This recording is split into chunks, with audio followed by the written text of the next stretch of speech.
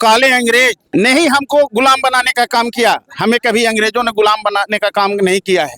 बहुजन समाज को अंग्रेजों ने गुलाम नहीं बनाया है।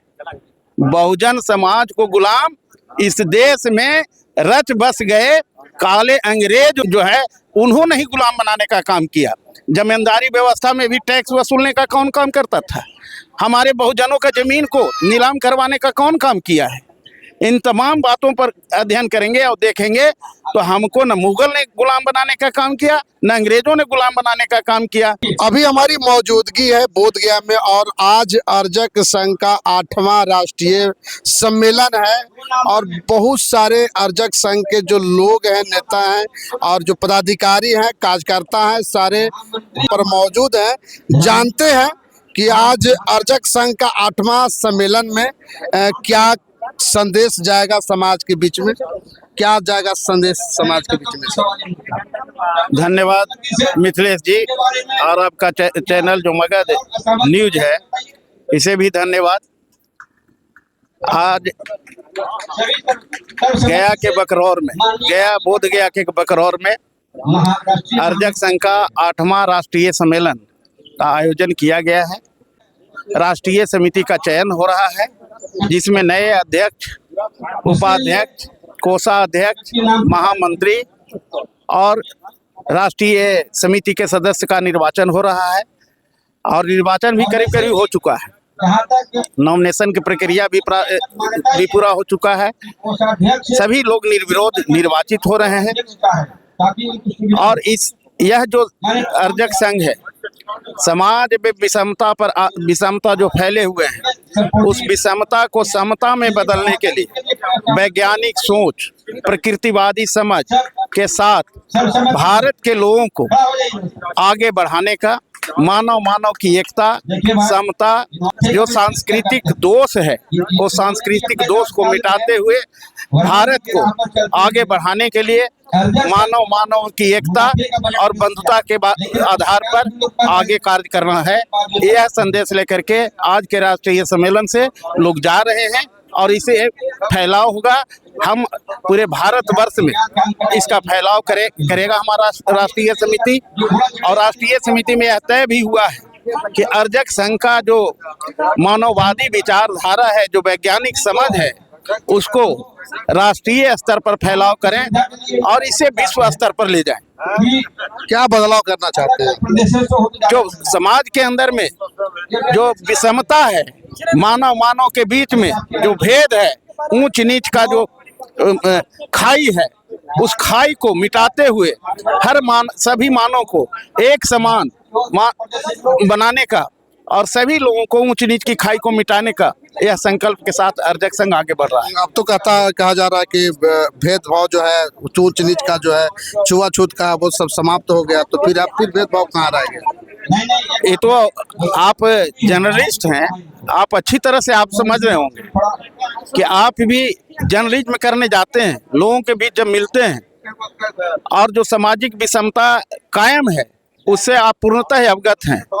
आप में अंदर में काबिलियत हो गया, आप लोगों से संवाद करते हैं, लेकिन आपकी जाति भी वहाँ साथ जाता है और जाति के अनुसार आपके साथ आचार विचार व्यवहार किया जाता है। इसी से आप खुद समझ सकते हैं कि यह मीठा है या और बढ़ा है, इससे कितना और लोग ग्रसित हुए हैं। संविधान लागू होने के बाद में जो है सब जाति पाति सब खत्म हो गया, फिर भी आप लोग उसी को लेकर के बैठे हुए हैं कि जाति पाति अछूत भेदभाव है। ये कहाँ तक है सत्य है? बाबा साहब डॉक्टर भीमराव अंबेडकर ने जो भारत का संविधान बनाया और उस संविधान को बना करके इस देश के लिए समर्पित किया कि संविधान इस देश के लोगों को जीवन जीने का और सारे अधिकार प्राप्त करने का एक तौर तरीका होगा। वो तौर तरीका के माध्यम से हम लोग आगे बढ़े, लेकिन इस देश के अंदर में जो सरकार बनती है वह ब्राह्मणी सरकार बनती है, ब्राह्मणवादी विचारधारा से युक्त यहाँ की सरकार बनती है, जो आज तक भारतीय संविधान के जितने आर्टिकल्स हैं वह लागू नहीं हुआ। मौलिक अधिकार भी हमें जो दिया गया है वह मौलिक अधिकार को भी पूर्णतः लागू नहीं किया गया है। और उस मौलिक अधिकार के कारण आज यदि हम कुछ बोल रहे हैं, हम कुछ कर रहे हैं, ये सम्मेलन कर रहे हैं, तो ये संविधान के तहत हुआ है। संविधान से हमें बहुत कुछ प्राप्त हुआ है, लेकिन अभी भी संविधान को के तहत हमें बहुत कुछ प्राप्त करना है। आज भारत के अंदर में उच्च शैक्षणिक संस्थानों में यूजीसी का मामला आया तत्काल, और यूजीसी का मामला समता पर आधारित था कि जो भी छात्र पढ़ रहे हैं उसके साथ किसी तरह का कोई जातीय वर्णीय भेद न हो। लेकिन उसको वर्णीय भेद करने वाले लोग जो कोर्ट में भी बैठे हुए हैं, वो लोगों ने उसे तत्काल स्थगित किया, और यहाँ इस देश के वर्णीय व्यवस्था के तहत संचालित करने वाले 3% लोगों के दबाव में आकर के जो समता पर आधारित समिति बनी थी उसको स्थगित किया गया, और वह उसका संघर्ष आज भी जारी है। सुप्रीम कोर्ट में भी डेट पड़ रहा है। इतना यहाँ की न्यायिक व्यवस्था भी लचर है कि उसको एक बार में निर्णय लेने में बहुत ही कठिनाई महसूस हो रहा है। वह लटका करके, झटका करके और लोगों को भ्रमित करना चाहता है। बहुजन समाज के लोग हैं, हिंदू बन करके घूम रहे हैं, अर्जक संघ क्या करेगी? अर्जक संघ का जो मिशन है और जो उद्देश्य है, अर्जक संघ को उसी उद्देश्य को लेकर के चलेगा। लोगों के बीच में जाएगा, अपने विचारों को रखेगा और रखते हुए आगे बढ़ने का काम करेगा। हमारे लोग जो भटके हुए हैं उनके अंदर में शिक्षा का अभाव रहा है, और पढ़े लिखे लोग हैं। हाँ, पढ़े लिखे शिक्षा का, हाँ, पढ़े लिखे लोगों के पास शिक्षा जो मिला है और रोजगार परक शिक्षा मिला है, वह सामाजिक शिक्षा, आर्थिक शिक्षा, राजनीतिक शिक्षा, सांस्कृतिक शिक्षा से वह कोसों दूर हैं।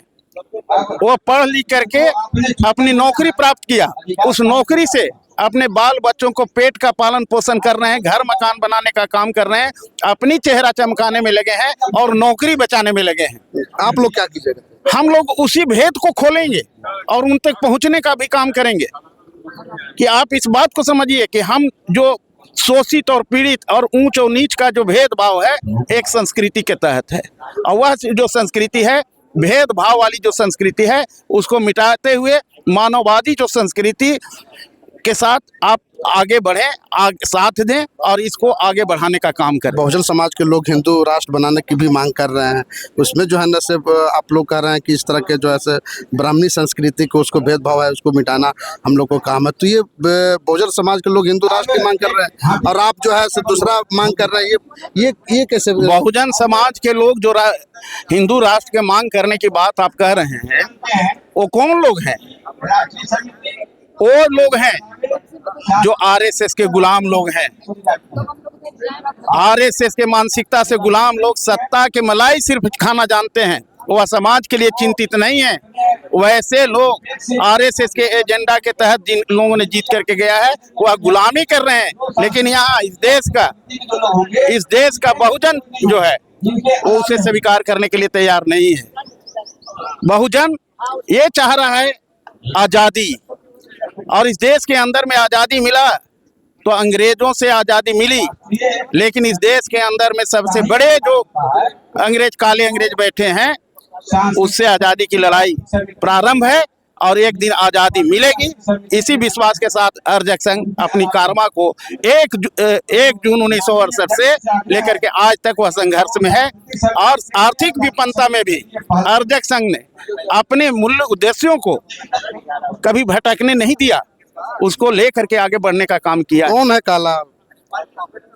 काला कानून, काला लोग जो है वो काले अंग्रेज जो यहाँ बैठे हैं, जो सबसे पहले आए, ब्राह्मणी व्यवस्था वाले लोग, मनुवादी व्यवस्था वाले लोग इस देश के काले अंग्रेज हैं। और वो काले अंग्रेज ने ही हमको गुलाम बनाने का काम किया, हमें कभी अंग्रेजों ने गुलाम बनाने का काम नहीं किया है। बहुजन समाज को अंग्रेजों ने गुलाम नहीं बनाया है। बहुजन समाज को गुलाम इस देश में रच बस गए काले अंग्रेज जो है उन्होंने ही गुलाम बनाने का काम किया। जमींदारी व्यवस्था में भी टैक्स वसूलने का कौन काम करता था? हमारे बहुजनों का जमीन को नीलाम करवाने का कौन काम किया है? इन तमाम बातों पर अध्ययन करेंगे और देखेंगे तो हमको न मुगल ने गुलाम बनाने का काम किया, न अंग्रेजों ने गुलाम बनाने का काम किया। अंग्रेज के गुलाम जो थे उन लोगों ने तो आज़ादी ले लिया, लेकिन यहाँ के मूल निवासियों को आज़ादी नहीं मिली है। ये आज़ादी की लड़ाई चल रहा है और इसको लेकर के हम लोग आगे बढ़ेंगे। आरजक संघ का यही मूल उद्देश्य है। प्रतिक्रिया कमेंट बॉक्स में जरूर दीजिएगा। फेसबुक पर देखना है लाइक कीजिए, कमेंट कीजिए, शेयर कीजिए, यूट्यूब पर देखना सब्सक्राइब कीजिए।